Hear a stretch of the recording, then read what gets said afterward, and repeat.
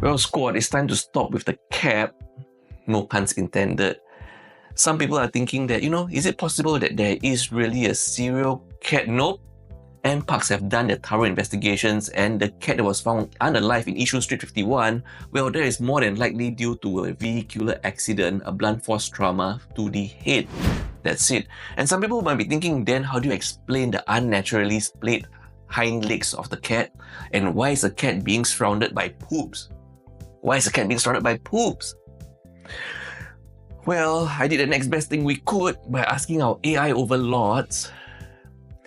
I went through a few prompts with them, went through some statistics, some worldwide data, give them some scenarios to run through, and everything really seems to check out really well, okay? So basically, in the Yishun Street 51 cat case, the cat was found unalive with presumed blunt force trauma to the head. And that was an 80% 90% likelihood of having been unalive from a vehicular accident as confirmed by NParks investigation, okay? And now the part about the unnaturally splayed legs, okay? Well, in RTAs, road traffic accidents, pelvic fractures and spinal injuries can cause hind legs to splay unnaturally due to impact force or post-mortem muscle relaxation, okay? This is going to tie in right next to our next point, okay? Which is the point about why is the cat being surrounded by poops? Okay, we do not know whose poop is it, but we believe it should be a cat's poop and not a dog's poop lah, okay? So take note, post-mortem defecation, or should I say post-mortem pooping, occurs in 50% to 70% of sudden animal unaliving due to the sphincter relaxation, or should I say bowel relaxation, or what we just mentioned, post-mortem muscle relaxation. So there you have it. When you add 1 plus 1 plus 1, you get... Breaking news, a 66-year-old man, Mr. Cheng, who is also a repeat offender with prior inappropriate touching and indecent exposure convictions, have just been sentenced to 7-week jail on June 3rd, 2025.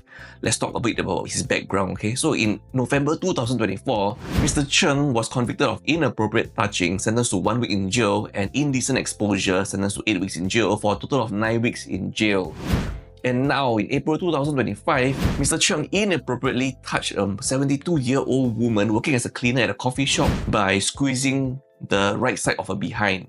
Gotta be careful with the wordings nowadays. And he has pleaded guilty to 1 inappropriate touching charge on June 3rd, 2025, with 3 additional similar charges considered during the sentencing. So it looks like this action happened more than once, at least 4 times. And as we have mentioned, he has been sentenced to 7 weeks in jail. Take note, inappropriate touching or conduct carries a penalty of up to 3 years jail, fine, caning, or a combination. However, Mr. Cheng is exempt from caning due to being over 50 years old. Breaking news, scammers in Malaysia have upgraded their tactics. This is your last story of the day, okay? I've been reading this news on threads about a young Malaysian woman who was about to go home at night at Subang Jaya shopping mall parking bay when suddenly a man approached her. And we know what's the weird part? This man was literally out of breath and shaking non-stop.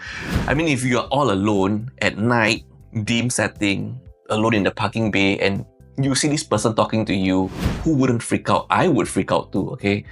So he explained that his car keys were missing and his wallet was locked in his car. So obviously, he couldn't drive home because he lost his car keys, his wallet is there, but you know what? His phone is with him.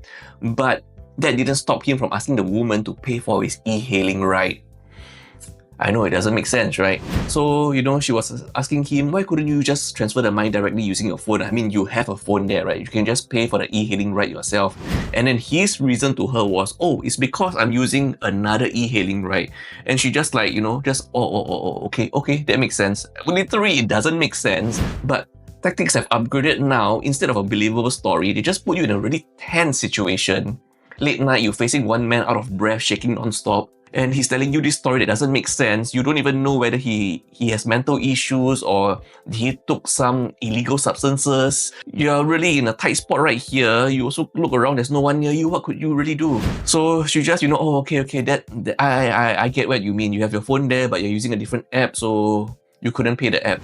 So basically, she gave him a missed call and then he showed her a QR code which she scanned and she transferred him 37 ringgit as requested by him. Once again, do not anyhow scan strange QR codes because scanning strange QR codes is another way that leads to bad stuff according to the interwebs, okay? You know, after transferring the money to him, she tried contacting him via WhatsApp, you know, even the next morning, asking him, you know, so how is it? Are you home safe? And then she realized, how come this conversation is one-sided? She was being ghosted, okay? That was when she started to share her experiences on Thread, which I'm reading here.